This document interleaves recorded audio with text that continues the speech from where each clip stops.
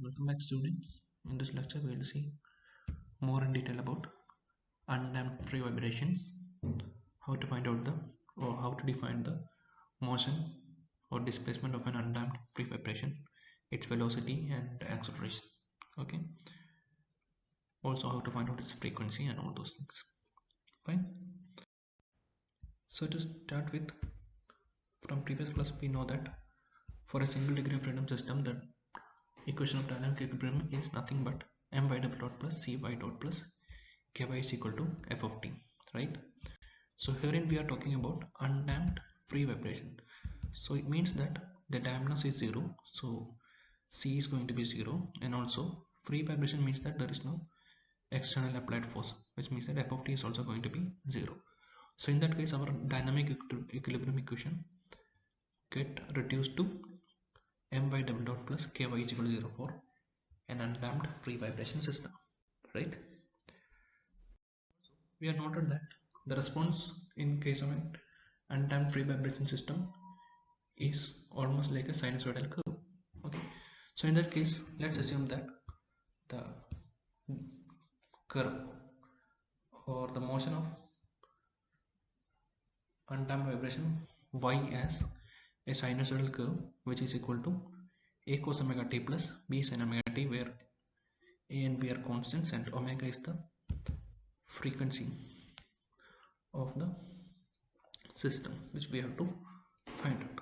Okay, once frequency is obtained, we can find out the cyclic frequency as well as the time period of the system, right? So herein we assume that y is equal to a cos omega t plus b sin omega t. So we know what is y. So from once y is known, we have to find out what is y double dot as well as. So y double dot is nothing but the acceleration, which is second derivative of y. So the first derivative of y, which is velocity, y dot is given as derivative of y, so dy by dt. So a into omega into cos derivative of cos omega t is minus sin omega t multiplied by omega. Okay, and derivative of sin omega t is cos omega t multiplied by omega, so plus b into omega into cos omega t. So this is expression for y double dot or y dot or velocity. Now once velocity is known, if you take the derivative of velocity, we will get the acceleration, which is y double dot. So again, taking derivative, we have a into omega square into minus cos omega t plus b into omega square into minus sin omega t. Okay, simplifying inside bracket and taking out omega square minus omega square, inside bracket what we get is nothing but y. So we get an expression relation between acceleration and displacement y as acceleration y double dot is equal to minus omega square into y. Acceleration opposing the direction of motion or y.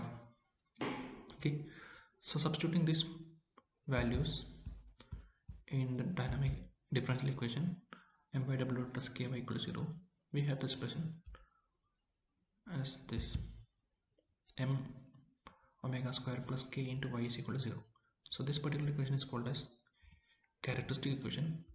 So y cannot be 0, that means that minus m omega square plus k is equal to 0. From here we get omega is equal to root k by m. So this particular omega is called as natural frequency of the system. It is the angular frequency and the unit is radians per second.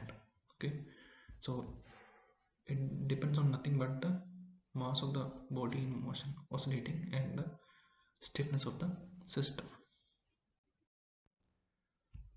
Now in order to find out the or define y, so we already have y is equal to a cos omega t plus b sin omega t. Y dot is derivative of y, which is minus a omega sin omega t plus b omega cos omega t. Okay. So now we will say that the vibration was caused by an initial condition of an initial velocity of v0 is applied and initial velocity of y0 is applied to the system. So at time equal t is equal to 0, displacement will be y0, and at time t is equal to 0, velocity will be v0. So substituting t as 0 and y as y0, we have y0 is equal to omega from the first equation.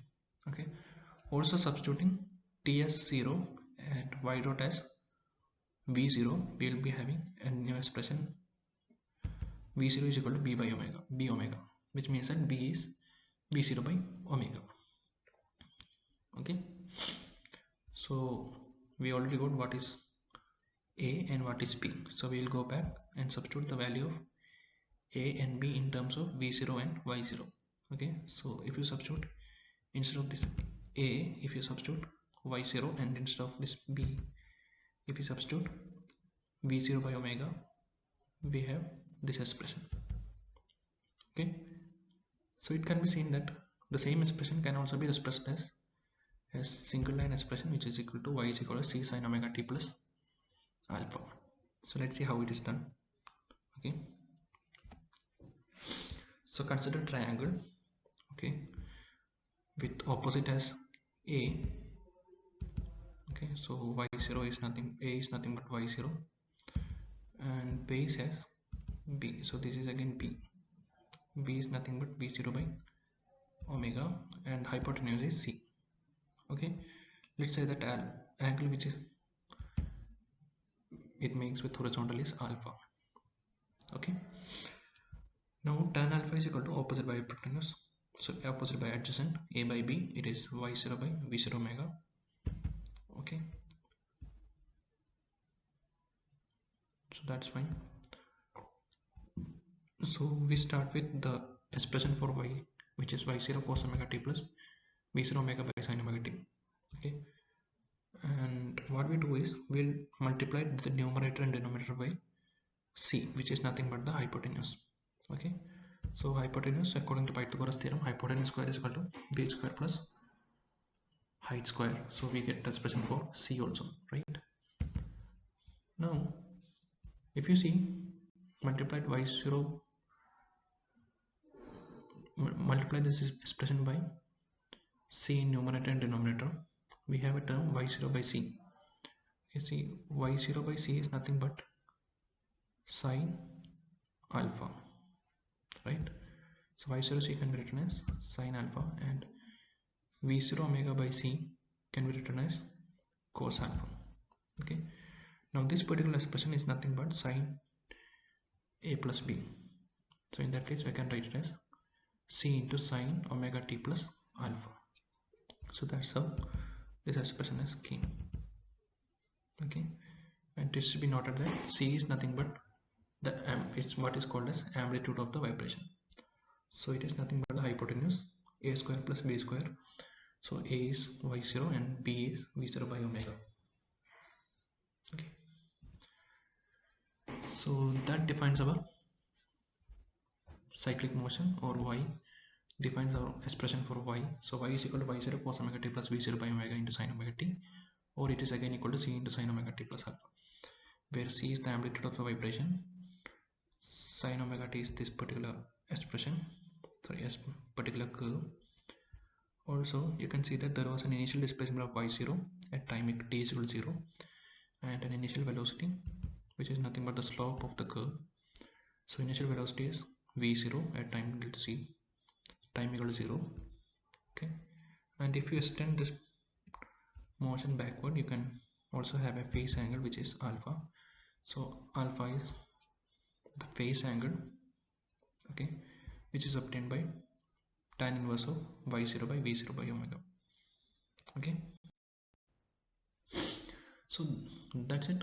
So we have displacement y of t as c into sin omega t. Taking derivative of this, we have c into omega into cos omega t plus phi, that is velocity. Again, taking the derivative of velocity, we can find out the acceleration, which is nothing but c into omega square into minus cos omega, so minus sin omega t plus alpha. Okay, now in order to find the maximum of all those things, all these values is obtained when sin omega t plus alpha equal to 1. So the maximum acceleration displacement is actually amplitude, which is c. Maximum velocity is actually c into omega. Okay, when cos omega t plus alpha equal to 1, and maximum acceleration is minus e into omega square when sine omega t plus alpha equal to 1. Okay. Once the cyclic frequency omega is obtained as square root of, once the natural frequency omega is obtained as square root of k by m, we can also find out the cyclic frequency f as omega by 2 pi, whose unit will be hertz or cycles per second.